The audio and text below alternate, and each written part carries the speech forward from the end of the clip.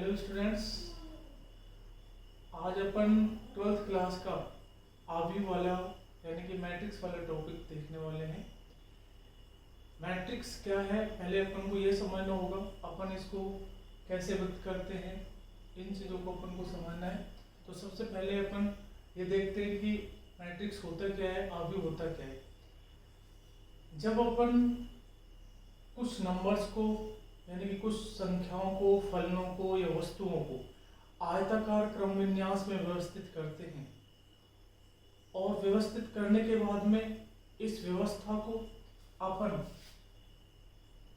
इस बॉक्स वाले ब्रैकेट में या इस ब्रैकेट में या फिर इस ब्रैकेट में इनको बंद कर देते हैं। तो ये जो व्यवस्था बनती है इसको अपन क्या कहते हैं, मैट्रिक्स कहते हैं। अर्थात इसमें अपन फलनों की एक आयताकार क्रम में व्यवस्था बनाते हैं और इस व्यवस्था को जब इन तीन ब्रैकेटों में से एक ब्रैकेट में बंद कर दिया जाता है तो ये मैट्रिक्स होता है। अपने सिलेबस में जो बॉक्स वाला ये वाला जो ब्रैकेट है इसको काम में लिया गया है, तो अपन भी इसी को काम में लेंगे। यानी कि रेक्टेंगुलर फॉर्म में जब अपन कुछ नंबर्स को, ऑब्जेक्ट्स को या फंक्शंस को अरेंज करते हैं और अरेंज करने के बाद में उस अरेंजमेंट को अपन बॉक्स में क्लोज कर देते हैं या फिर इस वाले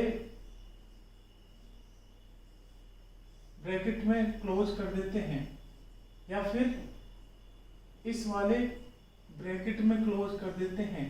तो ये जो मैटर आपको प्राप्त होता है इसी को अपन मैट्रिक्स बोलते हैं। ओके, तो यहां पर अपन जो ये व्यवस्था बनती है इस व्यवस्था को एक संकेत के द्वारा व्यक्त करते हैं और ये संकेत जो होता है आपका इंग्लिश का कैपिटल लेटर, जो 26 लेटर जो आते हैं आपके पास, उनमें से किसी भी कैपिटल लेटर द्वारा रिप्रेजेंट कर देते हैं। यहाँ पर जब अपन नंबर्स को या संख्याओं को आयताकार क्रम विन्यास में व्यवस्थित करते हैं तो अपन को कुछ लाइनें ऐसे ऐसे या फिर ऐसे देखेंगे तो ऐसे भी अपन को लाइनें बनती हुई दिखाई देती है। ये जो वर्टिकली लाइन बनती है ऐसे, इनको अपन स्तंभ बोलते हैं और जो हॉरिजॉन्टली लाइन बनती है इनको अपन पंक्तियां यानी कि रोज बोलते हैं। यहाँ पर अपन देखें, इसके ऑर्डर की बात करें तो इसमें जितने वर्टिकल लाइन बनते हैं इसको कॉलम्स कहते हैं और जितने हॉरिजॉन्टली लाइन बनती है इनको अपन रोज कहते हैं, इनकी पंक्तियां कहते हैं। तो ऑर्डर जो होता है अरेंजमेंट में कितने पंक्तियां बनी यानी कि कितने रोज बने उसको अपन पहले लिखते हैं, उसके बाद में क्रॉस का चिन्ह लगाते हैं और उसके बाद में इसमें कितने कॉलम्स बनते यानी कि स्तंभ बनते उसको यहाँ लिख देते हैं। यानी कि यहाँ पर ये खास बात होती है कि जो आपकी मैट्रिक्स होती है उसका ऑर्डर आप यहीं पर ही राइट करेंगे। जैसे इसका ऑर्डर यदि अपन राइट करना चाहें तो इसमें क्योंकि 3 रोज हैं तो 3 इंटू कॉलम्स काउंट करेंगे तो इसमें 3 कॉलम्स हैं, इसलिए इसका ऑर्डर भी 3 इंटू 3 होगा। इसका ऑर्डर भी 3 इंटू 3 है। इसका ऑर्डर यदि अपन काउंट करेंगे तो इसका ऑर्डर जो होगा, क्योंकि इसमें 2 रोज है यानी कि 2 पंक्तियां हैं और 3 कॉलम्स हैं, तो इसका ऑर्डर होगा 2 इंटू 3। ओके, यहाँ पर जो ये फंक्शंस होते हैं या फिर जो एलिमेंट ये आपके नंबर्स होते हैं इनको अपन इनके अवयव बोलते हैं, मैट्रिक्स के अवयव बोलते हैं या फिर एलिमेंट्स बोलते हैं। ओके, यदि अपन यहाँ पर रो और आपके कॉलम जो है इन दोनों का मल्टीप्लाई कर दें तो इससे अपन को टोटल इस मैट्रिक्स में कितने एलिमेंट्स हैं वो मालूम चल जाएगा। इसमें देखेंगे 1 2 3 4 5 6 एलिमेंट है, तो दोनों को मल्टीप्लाई करेंगे तो 6 आएगा। इसी तरीके से इसमें 3 इंटू 3 9 एलिमेंट्स हो गए, इसमें 3 इंटू 3 9 एलिमेंट्स होंगे। तो इस तरीके से अपन देखते हैं। अब बात करते हैं अपन यहाँ पर जो ये वाला लाइनें बनती है हॉरिजॉन्टली लाइन, ये इसके रोज होंगे, और जो वर्टिकल लाइन बनती है इनको अपन कॉलम्स कहते हैं। जो रोज होते हैं उनको जनरली अपन R1, R2, R3 से रिप्रेजेंट करते हैं। इसी तरीके से जो ये वर्टिकल लाइंस बनती हैं इनको अपन कॉलम्स बोलते हैं, और इनको जनरली अपन C1, C2, C3 इस तरीके से रिप्रेजेंट करते हैं। ये C1 कहलाता है, ये C2 कहलाता है, ये C3 कहलाता है, और ये R1 कहलाता है, ये R2 कहलाता है, ये R3 कहलाता है। तो इस तरीके से अपन देखते हैं इनको R1, R2, R3 या C1, C2, C3 से रिप्रेजेंट करते हैं। अब बात करते हैं अपन, ये जो यहाँ पर मैंने राइट किया है A, और यहाँ राइट किया है A11, है ना, तो ये हो गया A12, ये हो गया A13, A21, A22, A23, A31, A32, A33। तो यहाँ पर ये जो A11 राइट किया हुआ है, तो इसका मीनिंग ये हो गया A11। A11 का मीनिंग ये होता है कि आप ये जो पहला नंबर होता है ये रिप्रेजेंट करता है उस रो को, यानी कि उस पंक्ति को जिसका ये एलिमेंट है, और ये वाला जो कॉलम को, यानी कि ये कॉलम को रिप्रेजेंट कर रहा है, ये रो को। अब ये वाला जो इसका मीनिंग ये हो गया कि ये फर्स्ट रो और फर्स्ट कॉलम का एलिमेंट है। यदि मैं इसकी बात करूं 2, 3, A23, तो इस ये रिप्रेजेंट करेगा कि आपको सेकंड रो का और थर्ड कॉलम का कॉमन एलिमेंट है, तो ये रो और कॉलम को रिप्रेजेंट करेगा, बताएगा। तो यहाँ पर पहले रो और उसके बाद में कॉलम के नंबर को बताता है। अब बात करते हैं अपन इसका संक्षिप्त रूप जो होता है। संक्षिप्त रूप में अपन इसको ऐसे राइट कर सकते हैं, capital A equals to matrix of Aij m into n। तो इसमें I जो है ये रिप्रेजेंट करता है नंबर ऑफ रो को, और J रिप्रेजेंट करता है नंबर ऑफ कॉलम को, यानी कि I तो पंक्ति को बताएगा, पंक्ति की संख्या को बताएगा, और J स्तंभ की संख्या को बताएगा।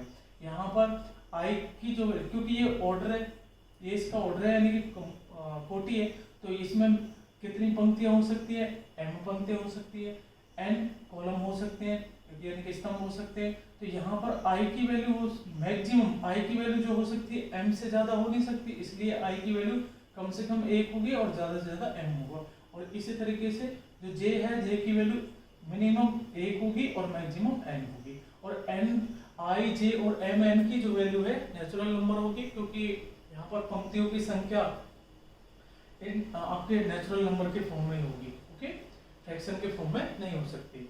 अब बात करें इसका जनरल जो फॉर्म होता है, व्यापक जो फॉर्म होता है, उसको अपन इस तरीके से लिखते हैं। यदि अपन इसी को जनरल फॉर्म में राइट करना चाहें तो इसका ऑर्डर m इंटू n है, इसलिए अब ये पहला जो एलिमेंट होता है ये A11 है, यानी कि पहली पंक्ति और पहले स्तंभ का अवयव है। इस A12 यानी कि ये पहली पंक्ति और दूसरे स्तंभ का अवयव है। A13 ये पहली पंक्ति और तीसरे स्तंभ का अवयव आ रहा है, इसलिए A13 राइट करें। ऐसे ही अपन लिखते चलेंगे, ये A1J है, तो इसका मीनिंग ये हो गया कि ये पहली पंक्ति और J1 स्तंभ हो गया, J1 कॉलम्स हो गया। इसी तरीके से लास्ट में जब अपन डॉट डॉट चलते रहेंगे तो पहली पंक्ति और Nवां स्तंभ हो जाएगा। तो इसी तरीके से अपन इसमें आगे तो A21 हो गया, यानी कि दूसरी पंक्ति और पहला स्तंभ हो गया। A22 यानी कि दूसरी पंक्ति दूसरा स्तंभ हो गया और दूसरी पंक्ति तीसरा स्तंभ हो गया। उसके बाद आगे चलेंगे तो दूसरी पंक्ति और Jवां स्तंभ हो गया। इसी तरीके से दूसरी पंक्ति और Nवां स्तंभ हो गया। ऐसे ही अपन चलते रहेंगे तो क्योंकि इसमें m पंक्ति है तो इसी तरीके से आगे चलते रहेंगे तो ये i पंक्ति हो गई। अब ये कौन सी पंक्ति हो गई, i, ये फर्स्ट है, ये सेकंड है, उसके बाद चलते रहे तो i पंक्ति हो गई। अब i पंक्ति है और उसका फर्स्ट कॉलम है, उसके बाद i पंक्ति है तो सेकंड कॉलम है, उसके बाद i पंक्ति है तो थर्ड कॉलम है, उसके बाद अपन चले i पंक्ति है तो Jवां स्तंभ आपका कॉलम है, उसके बाद में आगे चले तो i पंक्ति है और Nवां स्तंभ हो गया। उसके बाद में फिर अपन आगे चलते रहते हैं क्योंकि इसमें m पंक्तियां हैं, तो ये इसमें है m पंक्ति होगी, आपका फर्स्ट कॉलम हो गया, m पंक्ति हो गई, सेकंड कॉलम हो गया, m पंक्ति हो गई, थर्ड कॉलम हो गया, उसके बाद m पंक्ति हो गया, आपका Jवां स्तंभ हो गया, कॉलम हो गया, और लास्ट में अपना आपकी m पंक्ति है ये और Nवां स्तंभ हो गया। तो इस तरीके से लास्ट हो गया। अब इसमें यदि अपन काउंट करना चाहें तो टोटल m पंक्तियां हैं और n स्तंभ में। इसमें टोटल m पंक्तियां हैं और n स्तंभ में, फर्स्ट सेकंड थर्ड j और nth, ये n इसमें स्तंभ हो गए। ये इसका जनरल फॉर्म होता है। तो इस तरीके से अपन देखते हैं। इसके बाद में इसमें एक जो मैट्रिक्स है, इसमें एक आपकी प्रॉपर्टी आती है इक्वलिटी ऑफ मैट्रिसेस, अवयवों की समानता, यानी कि दो मैट्रिसेस कब इक्वल होंगे ये अपन को बताना है। तो दो मैट्रिसेस के इक्वल होने के लिए या दो अवयवों के समान होने के लिए क्या कंडीशन है, बहुत सिंपल सी चीज है। इसमें होता क्या है, to matrices will be same और equal when they have same order and they have same order and they have correspondingly same elements। तो उनके पास क्या होना चाहिए, उन दोनों का ऑर्डर सेम होना चाहिए। यदि अपने पास ए मैट्रिक्स और बी मैट्रिक्स है तो उन दोनों का ऑर्डर सेम होना चाहिए, साथ में कोर्सपोंडली जो एलिमेंट्स है वो भी सेम होने चाहिए। मेरा कहने का मतलब ये है कि दो अवयव समान अवयव होंगे कब होंगे, जब उन दोनों की कोटि बराबर होगी तथा संगत अवयव बराबर होंगे। तो ये कंडीशन है इसमें। यदि अपने पास ए मैट्रिक्स ये है, बी मैट्रिक्स ये है, तो इन दोनों की ऑर्डर जो है m into n p into r के इक्वल होना चाहिए और साथ में इनके कोर्सपोंडली जो एलिमेंट्स हैं ए आई जे इक्वल होना चाहिए बी आई जे के, और आई ए जे की कुछ भी, आई और जे की कुछ भी वैल्यू हो सकती है। जैसे यहाँ पर अपन देखें तो यहाँ पर ए मैट्रिक्स ये है, बी मैट्रिक्स ये है, ये तब इक्वल होंगे कब होंगे, इसका ऑर्डर यदि अपन चेक करेंगे तो इसका ऑर्डर आ रहा है अपने पास 2 इंटू 3 और इसका ऑर्डर भी कितना आ रहा है 2 इंटू 3, तो ऑर्डर तो सेम हो गया। अब साथ में क्या और सेम होना चाहिए, इनके कोर्सपोंडली एलिमेंट्स भी सेम होने चाहिए। मेरा मीनिंग ये है कि a11 किसके इक्वल होना चाहिए, b11 के, a12 किसके इक्वल होना चाहिए, b12 के, और a13 किसके इक्वल होना चाहिए, b13 के। इसी तरीके से a23 किसके इक्वल होना चाहिए, b23 के, यानी कि सारे कोर्सपोंडली जो एलिमेंट्स हैं, संगत अवयव है, वो समान होने चाहिए।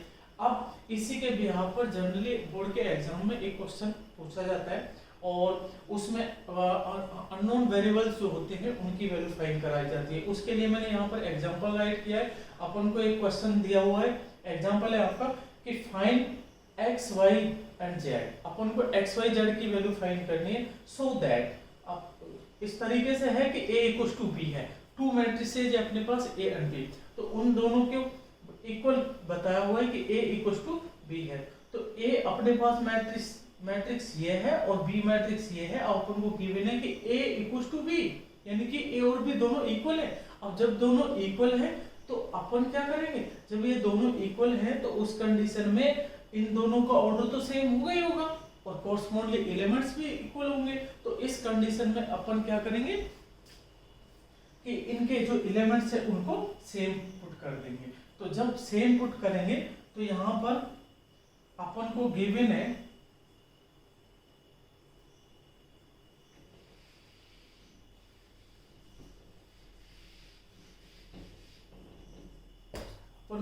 कि ये दोनों इक्वल है।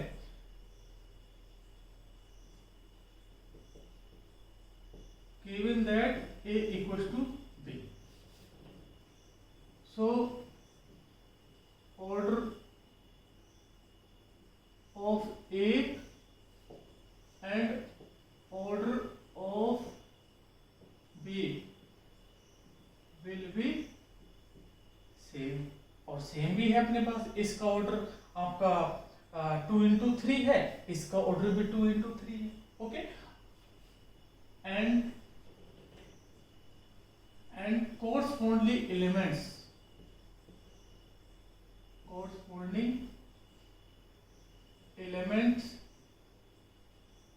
will be same। तो इसमें अपन देखेंगे इसका जो फर्स्ट एलिमेंट्स है, इसके फर्स्ट एलिमेंट के इक्वल है, इसका 2 है, इसका भी 2 है, इसका 0 है, इसका भी 0 है। इधर देखेंगे x प्लस 3 किसके इक्वल होगा, 6 के इक्वल। तो अपन यहाँ से इक्वेशन आएगा अपने पास x प्लस 6 इक्वल्स टू 3। अब y माइनस 4 किसके इक्वल होगा, -2 के, y minus 4 equal to -2 and 4 के इक्वल है 6 किसके इक्वल होगा, 2z के, तो 6 इक्वल टू 2z।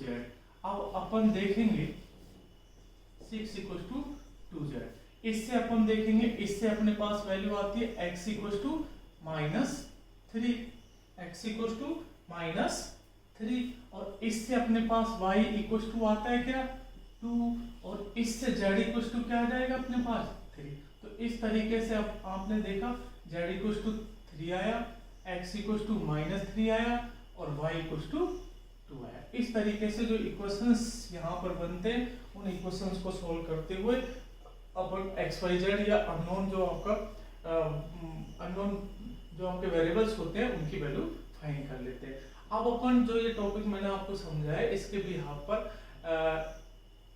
कुछ क्वेश्चन अपने एक्सरसाइज 3.1 के हैं, इन क्वेश्चंस को अपन को सॉल्व करके देखना है।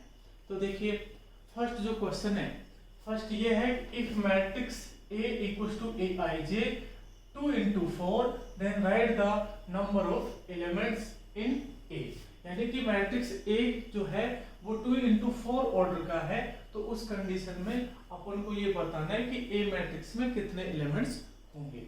अब अपन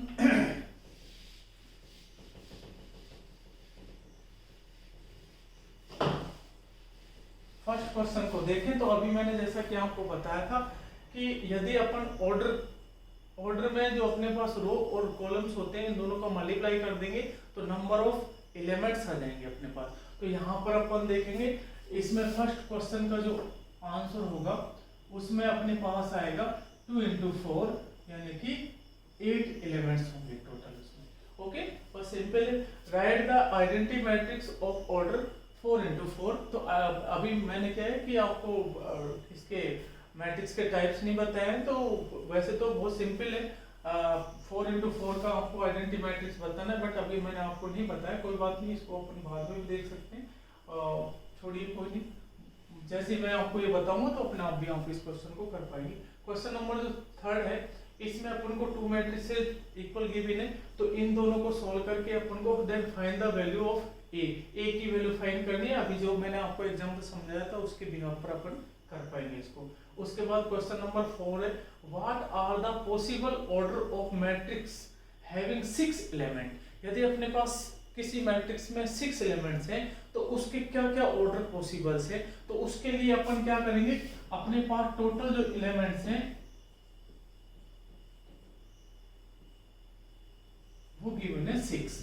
अब इसके अपन इंटीजर के फॉर्म में फैक्टर्स करते हैं, जितने पॉसिबल हो पाएंगे उतने ऑर्डर के अपन मैट्रिक्स यहाँ पर ड्राइव कर पाते हैं। तो 6 के लिए 1 into 6 6, 2 into 3 6, 3 into 2 6 और आपका 6 into 1 equals to 6। तो अपन 4 मैट्रिक्स इससे ड्राइव कर सकते हैं, इतने ऑर्डर के 4 मैट्रिक्स आप ड्राइव कर सकते हैं। इसी के बिहाफ पर मैं आपको एक क्वेश्चन और बता देता हूँ। सपोज अपने पास टोटल 23 एलिमेंट्स हैं, तो इससे अपन कितने मैट्रिक्स ड्राइव कर सकते हैं, कितने ऑर्डर ड्राइव कर सकते हैं, उसके लिए आपके पास रिजल्ट होगा 23 into 1 equals to 23। तो 1 into 23, तो इसमें कितने आए, इसमें 2 मैट्रिक्स आए। ओके, जैसे 7 है तो 1 into 7 7 into 1 2 मैट्रिक्स अपन ड्राइव कर सकते हैं। समझ में आ गया होगा आपके। उसके बाद में बात करते हैं अपन क्वेश्चन नंबर 5 जो है उसको समझ लीजिए ध्यान से। 5 जैसा ही क्वेश्चन आपका एक क्वेश्चन और है इसमें 6th 5th और 6th दोनों सेम है। अब एक क्वेश्चन आपको इसमें से समझ लेना ध्यान से, तो इजी गोइंग आप इसको कर पाएंगे। देखिए मैं आपको क्वेश्चन नंबर जो 5th और 6th है सेम है, ज्यादा डिफरेंस नहीं है दोनों में। तो इसमें देखिए construct A 2 into 2 matrix A equals to Aij whose elements are given। अब अभी अपने पास क्या है, अपन को 2 into 2 ऑर्डर का मैट्रिक्स ड्राइव करना है। ओके, और उसके जो एलिमेंट्स हैं इस टाइप से गिवन है, या तो ये फर्स्ट पार्ट है, ये सेकंड है और ये थर्ड है, यानी कि 3 मैट्रिक्स इसमें ड्राइव करने हैं। इसी टाइप से क्वेश्चन नंबर 6 है, वो भी इसी तरीके से है। तो इसमें भी अपन को एक मैट्रिक्स कंस्ट्रक्ट करना है, बट उसका ऑर्डर क्या है 2 into 3 है। इसमें कितना था 2 into 2 है, इसमें क्या है 2 into 3। अब इसमें जो एलिमेंट्स है वो तो इस तरीके से गिवन है, इसमें इस तरीके से गिवन है, तो दोनों में ज्यादा डिफरेंस नहीं है, सेम है, क्वेश्चन सेम है ना। तो अभी अपन ऐसा करते, इसको कर लेते हैं, है ना। तो ये अपना आप हो जाएगा इसके साथ में। तो अपन सपोज करें क्वेश्चन नंबर 6 है, let required matrix A equal to, अभी अपन को कितने ऑर्डर का करना है, यहाँ पर 2 into 3 का, इसमें कितने का था 2 into 2 का। यदि अपने पास 2 into 2 का होता तो अपन राइट करते लेट A11 A12 और A21 और A22, ये आपका 2 into 2 ऑर्डर का होता। बट अपन को कितने का करना है 2 into 3 का, तो इसमें 2 रोज है और 3 कॉलम्स है, तो अपन को क्या है कॉलम्स को इंक्रीज करना है। तो इसमें A11 A12 A13 और A21 A22 A23। अब इसको देखिए, इसका ऑर्डर देखिए क्या हो गया, इसका हो गया 2 into 3। ओके, तो रिक्वायरमेंट के बेस पर अपन इसको सपोज कर लेते हैं, A को कर लिया। अब अपन क्या फाइंड करेंगे, अब अपन फाइंड करेंगे, अपन को गिवन है, given that Aij equals to 1/2 mod of 2i minus 3j। Okay, अब अपन इसके बिहाफ पर ये फाइंड करते हैं, फिर इसकी वैल्यू यहाँ पुट कर देंगे, फिर इसको फाइंड करेंगे, इसकी वैल्यू यहाँ पुट कर देंगे, इसको फाइंड करेंगे, इसकी वैल्यू पुट कर देंगे, इसी तरीके से इनको फाइंड करना, इनकी वैल्यू पुट कर देंगे, तो रिक्वायर्ड जो मैट्रिक्स होगा वो फाइंड हो जाएगा। तो अभी देखिए इसके बिहाफ पर इसको सॉल्व करते हैं। देन A11, अब देखिए जब Aij equals to 1 Aij equals to ये है, तो A11 क्या होगा, अब यहाँ पर अपन देखिए i की वैल्यू 1 आ गई, j की वैल्यू क्या आ गई 1 आ गई, तो इसमें i की वैल्यू 1 पुट करनी है, j की वैल्यू 1 पुट करनी है, तो ये 1/2 और 2 into 1 minus 3 into 1। अब इसको सॉल्व करना है अपन को। जब अपन इसको सॉल्व करते हैं तो ये आता है अपने पास 1/2 mod of 2 minus 3, तो -1, और इसको जब मॉड को सॉल्व करेंगे तो यहाँ से अपन को पॉजिटिव रिजल्ट मिलेगा। तो इससे क्या मिलेगा अपन को, यानी कि 1/2 into 1/2। तो अपने पास A11 की वैल्यू क्या है अपने पास 1/2। अब अपन फाइंड करेंगे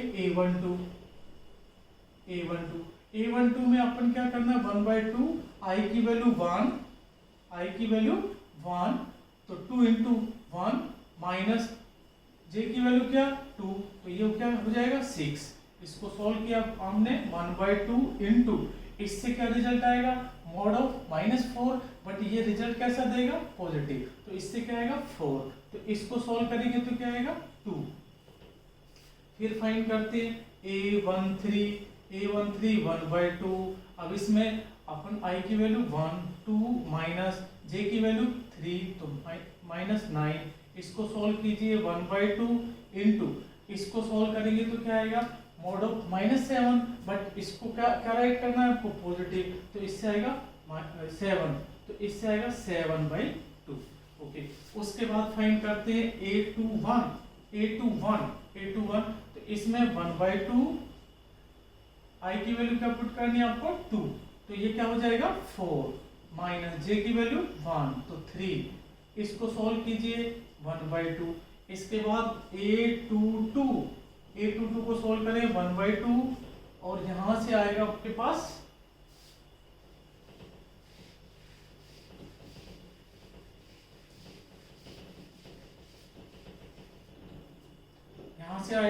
आपके पास इसमें वैल्यू पुट करनी है आपको, तो 4 माइनस 6।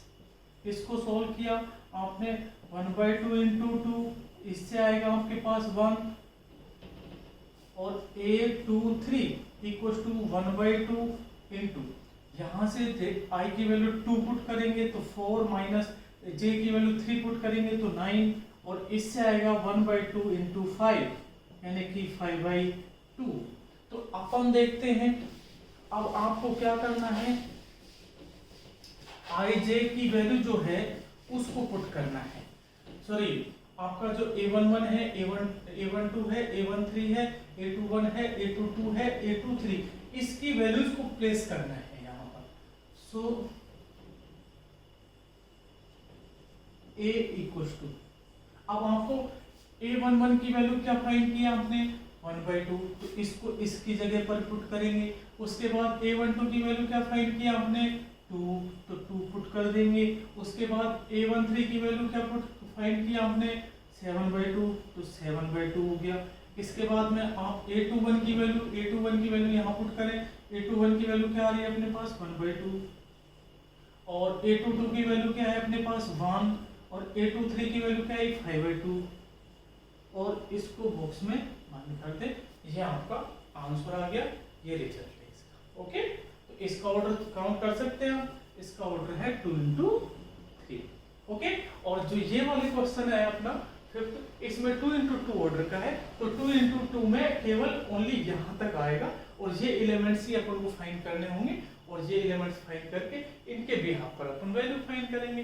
तो इस तरीके से इस क्वेश्चन को सॉल्व करना है। क्वेश्चन नंबर जो 7 है उसमें भी अपन को क्या है, जो आपका इक्वलिटी ऑफ मैट्रिक्स वाला जो मैटर है, वो वाला एक प्रॉपर्टी है वो इसमें लगने वाला है, क्योंकि दोनों मैट्रिक्स इक्वल गिवन है तो ऑर्डर तो सेम है ही इनका, कोरस्पोंडिंग एलिमेंट्स को इक्वल पुट करना है और उसकी हेल्प से ए और बी की वैल्यू फाइंड करनी है। उसी तरीके से क्वेश्चन नंबर जो 8 है उसमें भी अपन को टू मैट्रिसेस गिवन है जो दोनों इक्वल है, दोनों ऑलरेडी इक्वल है, तो ऑर्डर तो सेम है ही, तो कोरस्पोंडिंग जो एलिमेंट्स होंगे वो इक्वल पुट करने हैं, यानी कि उनके जो संगत अवयव है उनको बराबर रखना है, और उसके बिहाफ पर x, y, z और p की वैल्यू फाइंड करनी है। तो आई थिंक इक्वेशंस बनेंगे, उनको सॉल्व करेंगे और इजी गोइंग आपका सॉल्यूशन आ जाएगा। इसी तरीके से क्वेश्चन नंबर जो 9th है उसमें क्या है, find the value of a, b and c। अपन को a, b, c की वैल्यू फाइंड करनी है, और if matrices a and b are the equal, A और बी दोनों कैसे हैं, इक्वल है, और तो अपन को ए ये गिवन है और बी ये गिवन है, तो अपन को ऑलरेडी कहा गया है कि एबीसी की वैल्यू फाइंड कीजिए और ए और बी दोनों मैट्रिक्स क्या है, इक्वल है। तो इक्वल है तो इस कंडीशन में आपको क्या कर देना है कि कोरस्पोंडिंग जो एलिमेंट्स हैं उनको इक्वल पुट करना है, एबीसी की वैल्यू फाइंड करना है। आज के लिए इतना ही। कल वाली क्लास में आपको मैं टाइप ऑफ मैट्रिक्स बताऊंगा, और उसके बाद में इसमें ट्रांसपोज आएगा, है ना, ट्रांसपोज के बारे में बताएंगे। अभी का मैटर कल देखते हैं। ओके।